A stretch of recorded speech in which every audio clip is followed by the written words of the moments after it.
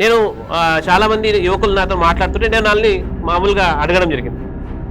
మొన్న ఏదైతే యువకుని మీద, దళిత యువకుని మీద మారవడైన దాడి చేసినప్పుడు మీరు చాలా ఉత్సాహంగా ఆయనని శిక్షించాలి అని దగ్గరుండి పోలీస్ స్టేషన్కి కేసు బుక్ చేయించినారు. అట్రాసిటీ బుక్ అయింది. తర్వాత దానికి సంబంధించిన ఫాలోఅప్ యాక్టివిటీ కూడా జరిగింది. నేను వాళ్ళని ఒకటే ప్రశ్నించిన, హైదరాబాద్లో చాలా సందర్భాలలో దళిత సమాజం మీద, యువకుల మీద చాలామంది దాడులు జరిగినాయి. ఒక ఉదాహరణ, వికారాబాద్ సంబంధించి ఒక నాగరాజు అని ఒక యువకుడు అక్కడ స్థానికంగా ఉన్న ఒక ముస్లిం యువతితో ప్రేమించి పెళ్లాడి హైదరాబాద్లో మలక్పేటలో వాళ్ళిద్దరు కూడా ప్రైవేట్ జాబ్ చేసుకుంటా జీవితం కొనసాగుతుంది. నాగరాజు అనే యువకుడు అకస్మాత్తుగా ఒకరోజు ఏం జరుగుతుంది, అక్కడ నుంచి వికారాబాద్ నుంచి ఒక 10 మంది ముస్లిం యువకులు వస్తారు హైదరాబాద్కి.